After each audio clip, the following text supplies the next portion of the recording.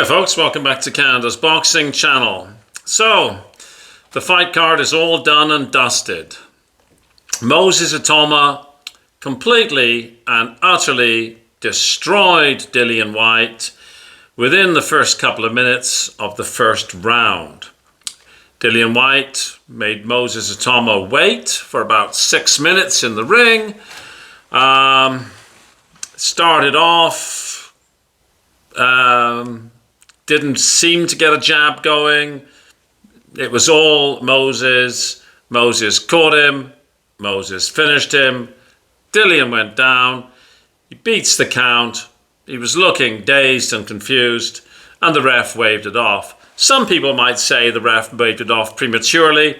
I don't think so. I think if the ref had said continue, Moses would have just put him down again. What did we learn? Well, I didn't really learn anything. I saw a 20-year-old prospect, beat a 37-year-old who looked in good shape, but whose punch resistance, speed, and timing was simply not there. It's a name on the resume. If it had gone further, I think I predicted a 4th round KO for Moses. If it had gone 3 or 4 or 5 rounds, we would have learned more. Right now, those who think that Moses is the second coming are vindicated. Those who think that Moses still needs to be tested are vindicated. It's one of those things. Unless you think that Dillian White is still a real powerful contender or player in the heavyweight division, in which you haven't really learned anything, which is kind of unfortunate.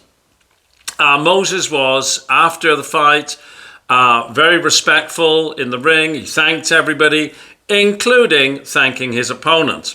Compare and contrast to Nick Ball, who was all me, didn't say a word about Sam Goodman, who, quite frankly,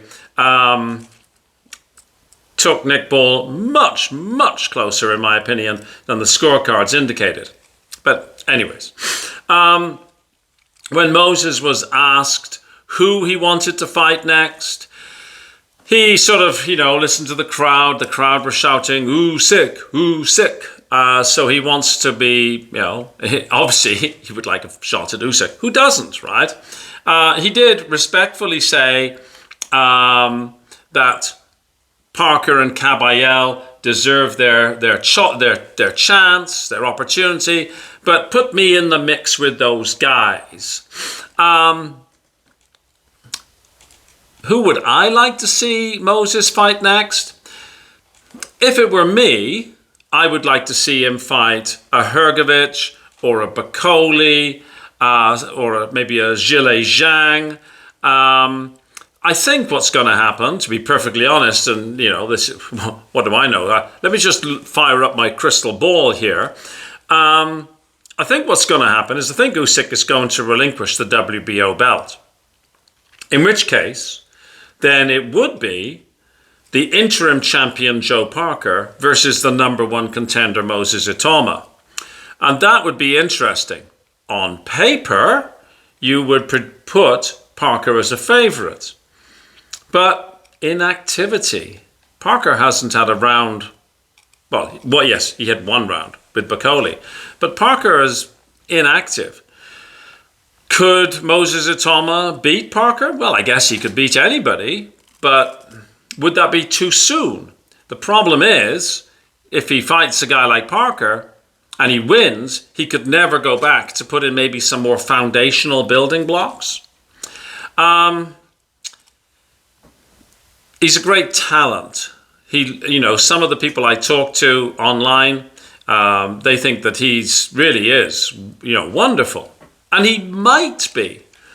It's just that for me, especially not living in Britain, listening to the constant hype, I wish that they wouldn't already credit him with achievements that he might get under his belt, but he's yet to do.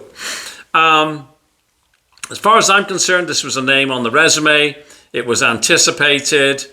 It was expected.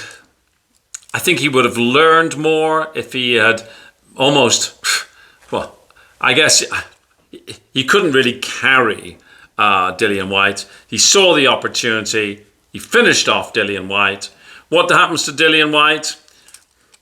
I don't really care. And that sounds harsh, but remember, Dillian Whyte is at least a 2-time drug cheat. So the amount of empathy we have for him should probably be limited. Dillian Whyte, I think, should retire. Maybe he has a fight against Chisora. Maybe, that's the kind of pace. But as far as Moses is concerned, well, like the man said himself, I'm 20 years old. I've got another 10 or 15 years in this game. We're going to see lots of Moses. At some point, he will be tested, and then we will know, is he as build or is he not? Right now, my view of Moses is the same as before the fight. He needs to have some rounds. He needs to be challenged. In the same way that David Adelaide was challenged by his fight with Filip Hrgović. We can now say that, David Adelaide lost, but boy, did he show guts and determination. He picked himself off the floor and almost put Hrgović down. Hrgović survived an onslaught. He was caught, so we know these things. And we can say things based on what we've seen. But sadly, what have we seen with Moses? He destroys people in one round. Is he that good? Or has he yet faced the right opponents? Let me know what you think in the comments section. Thanks very much for watching, and I will see you on the next video. Please like, share, and subscribe. Yes, of course, something like that. Wherever you are in the world, have a fabulous day. For my friends in Asia and Australasia, hopefully you can get a nap this afternoon. Thanks for watching. Bye-bye.